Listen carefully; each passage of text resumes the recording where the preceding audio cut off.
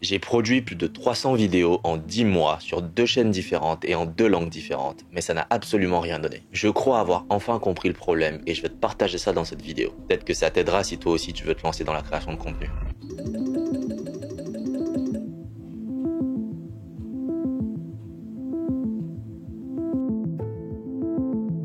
On est déjà dans l'épisode 3 de Reset. Bon retour parmi nous.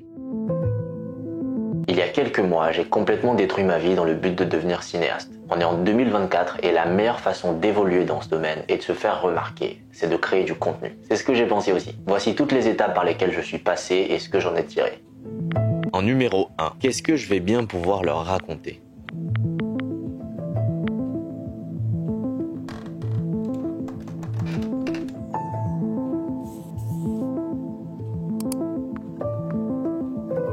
C'est le premier gros problème que tu vas rencontrer dans tes débuts. En tout cas, ça l'a été pour moi. Je me suis pris la tête pendant des semaines, je devenais même super anxieux là-dessus. En général, quand on se lance, on a un énorme syndrome de l'imposteur. On ne se sent pas légitime pour parler de quelque chose et du coup, ça met une énorme pression. Ça m'est arrivé pendant longtemps et pour contrer ça, j'essayais de trouver les sujets les plus profonds et les plus intéressants pour le maximum de gens possible et j'écrivais là-dessus. En plus de cela, je travaillais vraiment le visuel. Toutes mes vidéos étaient bien écrites, filmées et montées, mais tout ceci ne fonctionnait pas.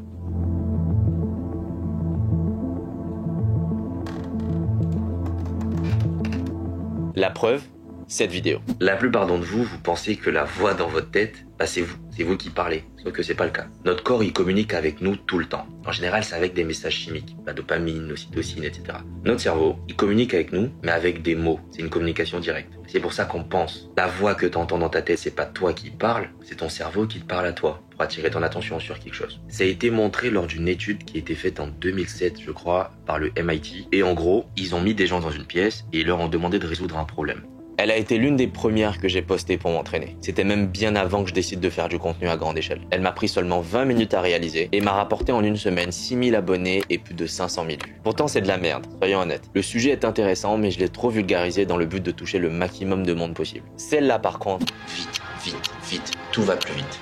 La bouffe, les interactions, les relations, plus rien n'est vrai. Parce que plus rien n'est expérimenté. Ça manque de sens.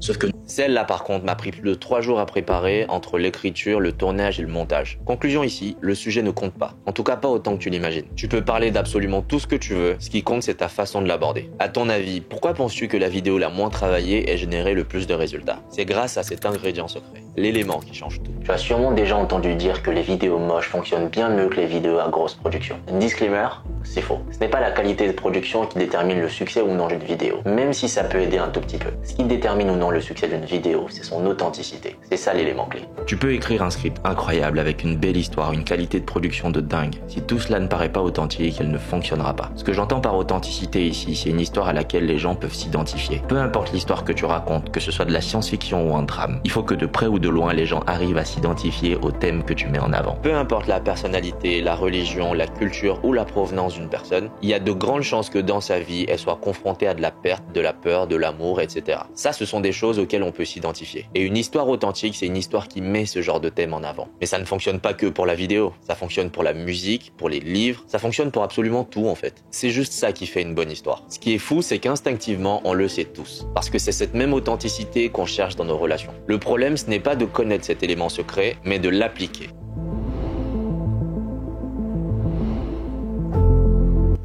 C'est sans aucun doute la partie la plus difficile dans tout ce processus. Surtout quand t'es quelqu'un d'assez réservé et de renfermé. Pour être authentique, il faut être vulnérable. Il faut se montrer tel que l'on est. Et ça ne paraît pas comme ça, mais ce n'est pas simple du tout. En tant qu'humain, on a ce besoin très profond d'appartenir à un groupe. C'est une question de survie. Et machinalement, on est presque prêt à tout pour sécuriser ce besoin. Et une des choses qu'on fait pour cela, c'est de respecter la conformité. On ne veut surtout pas faire ou dire quelque chose qui pourrait nous démarquer du groupe. Pour le dire plus simplement, on est des moutons. Et c'est le dernier élément qui complique ta création de contenu aujourd'hui. Je peux te garantir que dès que tu seras passé au-dessus de cette peur, tout deviendra un tout petit peu plus simple. Il y a aussi une dernière chose à comprendre. La création de contenu, c'est un jeu sur le très long terme. Ceux qui finissent par en vivre à un très haut niveau et pendant longtemps l'ont bien compris. Tu n'as pas à inventer de nouveaux contenus tous les jours. C'est toi le contenu. Parle de qui tu es, partage ton point de vue. C'est le seul avantage que tu aies sur tes concurrents. Parce que malheureusement pour eux, ou heureusement dans certains cas, aucun d'entre eux ne pourra jamais être toi. Ça m'a pris près d'un an, plus de 300 vidéos sur 2 comptes différents et en 2 langues différentes pour vraiment intégrer cela. Et j'espère que cette vidéo t'aidera à gagner du temps. Enfin bref, nous on se voit au prochain épisode.